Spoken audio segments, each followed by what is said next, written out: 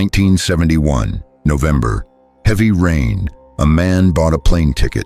He gave an ordinary name. He chose an ordinary seat.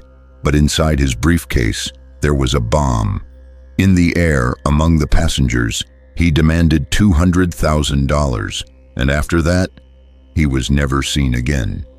The FBI investigated this case for more than 50 years. Thousands of agents, thousands of leads. Nothing. But the most interesting part is not that. The most interesting part is this. Where did he disappear to? In the sky. Maybe he lived among us. Maybe he grew old under another name. And maybe he never told anyone. November 24th, 1971. Portland Airport, Northwest Orient Airlines Flight 305. People were boarding the plane. Everyone was trying to get home. The next day was Thanksgiving, but one man was not going home. I saw him at the airport. He moved through the crowd. No one looked at him, and he looked at no one. The ticket had been bought under the name Dan Cooper. Later, a journalist would read the name incorrectly. He would write D.B. Cooper, and that mistaken name would enter history. His real name is still unknown. He walked toward the back of the plane. Black suit, black tie, dark sunglasses, and beside him, a briefcase.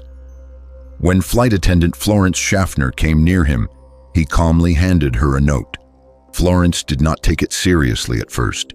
She thought it was a phone number. She placed it inside her purse. Then Cooper spoke in a low, calm voice. "Miss, you should read that note." Florence read it. I saw her face in that moment. The color left her skin. Her hands began to shake. And in that moment, everything changed. The note said there was a bomb in the briefcase, and there were demands. Florence asked him to open the briefcase. Cooper opened it. Inside were wires, batteries, red sticks. It looked like a bomb. Was it real or was it not? No one knew that day, but it did not matter anymore, because sometimes doubt is as powerful as the truth. The pilot was informed. He continued the flight in silence. The passengers sitting nearby knew nothing. I sat among them. Everyone looked out the window. Clouds, darkness, rain. No one knew what the man beside them was carrying. Cooper remained calm. He was not sweating. He was not shaking. It was as if this was an ordinary day for him. His demand was simple. $200,000. 4 parachutes. A landing in Seattle. The authorities had no real choice. They agreed. But there was one detail many people forget. The plane landed in Seattle. The passengers were allowed to leave. The money was brought on board. $200,000. The FBI had recorded the serial number of every single bill. If Cooper ever spent that money somewhere, he would leave a trail. That was part of the plan. Cooper took the money. He checked it calmly. He said nothing. Then he asked for food, and he drank bourbon. I was sitting across from him in that moment. He looked at the glass. I do not know what he was thinking, but there was no fear in his eyes. There was only tiredness, a deep, old tiredness. Think about it. A bomb on the plane, the eyes of the FBI watching, $200,000 beside him, and the man was drinking bourbon. Either he was the coldest man in the world, or he had nothing left to lose. The plane took off again. Cooper told the pilot to fly to Mexico. The pilot knew that was impossible. There would not be enough fuel. They agreed to fly toward Reno. It was almost 8 o'clock. The sky had gone completely dark. Below them were the dense forests of Washington state. Rain, cold, darkness. The plane moved through the night at nearly 200 miles an hour. The crew stayed in the cockpit. No one was allowed to go to the back. Then, a sound came from the tail section. The pilot felt something change. The pressure shifted. The rear stairway had opened. The pilot ordered someone to look back. The rear of the plane was completely empty. Cooper was gone. The money was gone. The parachute was gone. Only the open door remained. I stood near that door. Wind rushed inside. Below, there was only the darkness of the night. Forest, rain, silence. Nothing could be seen. He had jumped into the darkness, into the rain, knowing nothing or knowing everything. The FBI moved that same night. Air searches, ground searches, hundreds of agents. For days they searched. Nothing was found. Days passed, weeks passed, months passed. No body, no parachute, no clear trace. The man seemed to have vanished as if he had never existed. But then, 9 years later, something appeared. 1980. Near the Columbia River, an 8-year-old boy was playing. In the dirt, he saw old, decaying bundles of paper. He picked them up. He took them home. His father looked at them. There were numbers printed on them.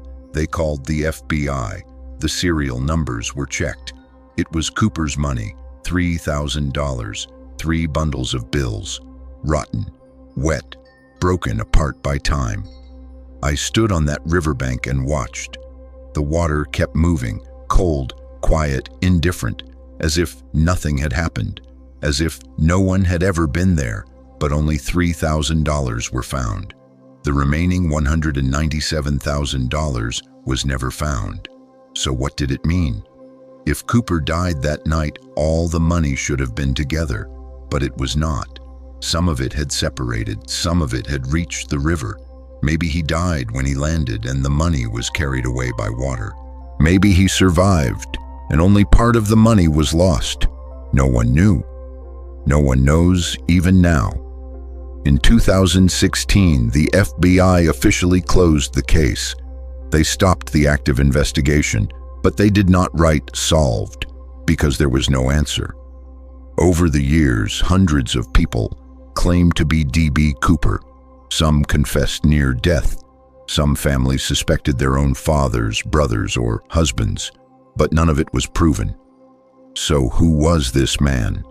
Some said he had military training because he seemed to know how to use a parachute. Some said he knew the region because he may have chosen his landing area carefully, but none of that was proof. It was all speculation. For years, people talked about him, but the image that remains is still the same. A bourbon glass, a briefcase, and a man who did not seem afraid. Maybe there was fear inside him. Maybe he simply refused to let anyone see it. Maybe at some point in his life, he understood that there was no way back.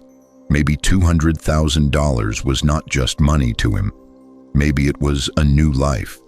Or maybe it was the end. The man who jumped from that plane that night may have lived somewhere quietly. His neighbors may have never known. Maybe he grew old. Maybe he died with the secret still inside him. Or maybe on that night, in the rain, in the cold forest below, he fell into the darkness and never stood up again. History cannot choose between these two endings. The FBI could not choose. People still cannot choose. And the night still remains silent. Some secrets are not meant to be spoken. They are only carried in darkness, in silence. This was one of the many stories history almost forgot, not written fully in textbooks, not remembered by most people, but lived, felt, real. There are many stories like this. Some leave their traces in empty rooms. Some remain in letters that were never sent. Some leave only a shadow behind the night. And if you want to hear the stories hidden in dark streets, forgotten rooms, and the silent corners of history, then you already know what to do.